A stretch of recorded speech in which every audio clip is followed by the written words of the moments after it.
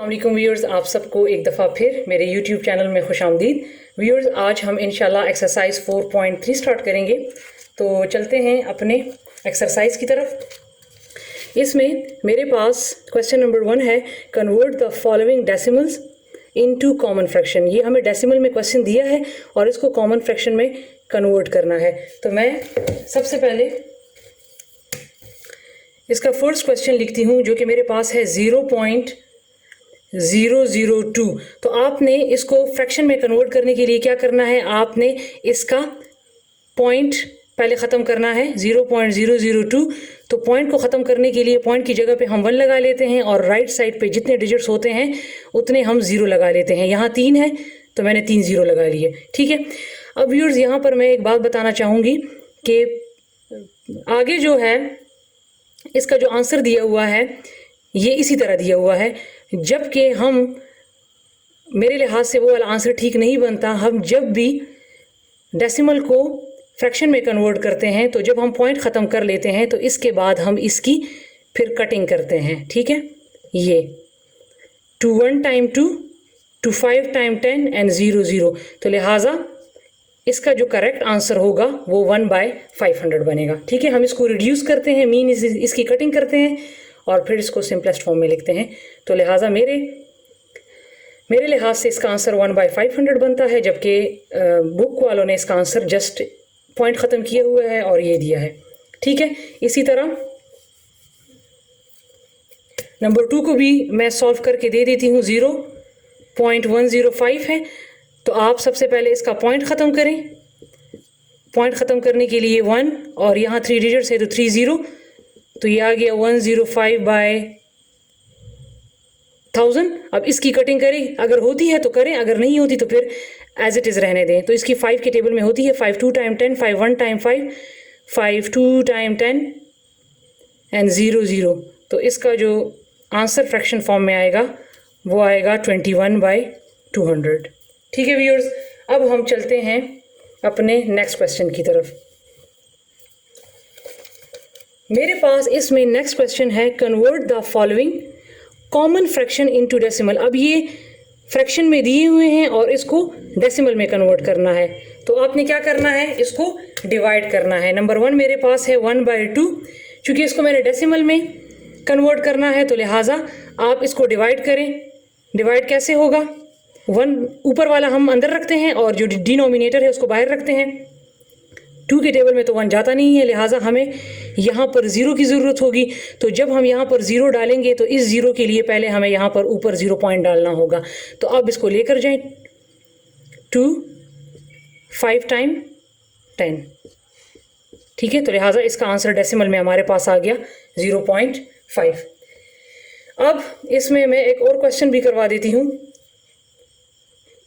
5th part है 6/37। आपने ये नहीं करना कि 37 को अंदर रखना है और 6 को बाहर रखना है। हमारे पास हमेशा डिनोमिनेटर जो है वो बाहर होता है। ये नीचे वाले को डिनोमिनेटर कहते हैं, ये बाहर होगा और ऊपर वाला जो होगा वो अंदर होगा। तो अब 37 के टेबल में तो 6 आता नहीं है, तो लिहाजा हमें यहाँ पर भी 0 की ज़रूरत पड़ेगी। तो जब मैं यहाँ पर 0 लगाऊंगी तो इसके लिए मैं यहाँ पर 0 पॉइंट लगा लूँगी। अब 37 का टेबल पड़े तो 37 1 टाइम 37। अब इसको सब्ट्रैक्ट करें तो आपके पास आ जाएगा 10 में से 7 माइनस करें 3 और यहाँ पर 5 में से 3 माइनस करें तो 2, ठीक है। अब चूँकि 37 बड़ा है 23 छोटा है, अब दोबारा 0 की ज़रूरत पड़ेगी। तो मैंने ऑलरेडी पॉइंट मैं लगा चुकी हूँ, तो मैं अब दोबारा यहाँ पर 0 या पॉइंट नहीं लगा लूँगी। जब मैंने पॉइंट लगा लिया है तो मीन यहाँ पर मैं अब 0 लगा सकती हूँ, ठीक है। मुझे नीचे जितनी 0 की ज़रूरत पड़ेगी वो मैं अब लगाती जाऊँगी, ठीक है। तो 37 6 टाइम 222, इसको माइनस करें तो ये आपके पास आ जाएगा 8, क्योंकि यहाँ से कैरी गया तो 10 10 से 2 माइनस करें 8, यहाँ पर 2 बच गया, ठीक है। अब दोबारा 0 की ज़रूरत पड़ेगी तो मैं 0 लगा लूँगी क्योंकि पॉइंट ऑलरेडी लगा हुआ है। अब 37 2 टाइम 74, इसको माइनस करें तो आ जाएगा 6। अब मज़ीद इसको ले जाने की ज़रूरत नहीं है, पॉइंट के बाद बस ये जो 3 डिजिट्स हैं बस यहाँ तक इसको करके छोड़ दें तो ये इसका आंसर हो जाएगा, ठीक है। अब मेरे पास इसमें जो इम्पोर्टेंट क्वेश्चंस हैं इसमें ये अगला वाला है, number third, solve the following using board mass rule. अब यहाँ पर भी बोर्ड मास अप्लाई करना है, लेकिन ये वाले क्वेश्चंस डेसिमल पॉइंट में दिए हैं, तो मैं इसमें से पहले करवा देती हूँ थर्ड। ठीक है, मैं इसमें से आपको 2 क्वेश्चंस करवाऊंगी। ठीक है, 3 multiply 1.6 plus 33.9 minus 2.4 plus 0.3 multiply 0.4 और यहाँ पर ये ब्रैकेट। ठीक है, अब सबसे पहले अकॉर्डिंग टू बोर्ड मास हम ब्रैकेट सॉल्व करते हैं, तो सबसे पहले आपने ये वाला ब्रैकेट सॉल्व करना है, अंदर वाला, उसके बाद ये वाला और फिर लास्ट वाला। ठीक है, तो सबसे पहले हमने ये एरिया सॉल्व करना है। ठीक है, तो इसको आप एज इट इज लिखें, 3 मल्टीप्लाई 1.6 प्लस 33.9 माइनस 2.4 प्लस इन दोनों को आप मल्टीप्लाई कर लें तो आपके पास आ जाएगा 0.12। ये ब्रैकेट सॉल्व हो गया, अब ये 2 रह गए। अब इसके बाद हमने ये वाला ब्रैकेट सॉल्व करना है, ये मैं सॉल्व कर चुकी हूँ। अब इस ब्रैकेट का नंबर है, तो अंदर यहाँ पर इसके जो भी रकम जो प्लस हो रहा है माइनस हो रहा है, इसको हमने सॉल्व करना है। तो आप इसको एज इट इज लिखें, 3 मल्टीप्लाई 1.6 प्लस आपने क्या करना है, बोर्ड मास में ब्रैकेट के बाद डिवाइड होता है, यहाँ पर चूंकि डिवाइड नहीं है, फिर हमारे पास होता है मल्टीप्लिकेशन। ठीक है, तो इस ब्रैकेट में मल्टीप्लिकेशन भी नहीं है, फिर होता है एडिशन। तो आपने क्या करना है, इसमें पहले इसको, ये प्लस हो रहा है और इसके साथ कोई सिंबल नहीं है, तो मीन्स यहाँ पर भी प्लस है, तो पहले इन दोनों को आपने प्लस कर लेना है और फिर इससे 2.4 को माइनस कर लेना है। तो अगर मैं 33.9 और 0.12 को ऐड करूं तो मेरे पास आ जाएगा 2, 9 प्लस 1 10, 4 और ये 3। ठीक है, तो मेरे पास आ जाएगा 34.02। अब इससे आपने इसको सब्ट्रैक्ट करना है, तो 2। ठीक है, यहाँ पर 10 कैरी आ गया, 6 पॉइंट अपनी जगह पे, यहाँ पर रह गया 3 में से 2 1 और यहाँ पर 3। तो मेरे पास, मैंने जब इसको सॉल्व किया तो मेरे पास आ गया 31.62। ठीक है, अब आपने क्या कर लेना है, अब आपने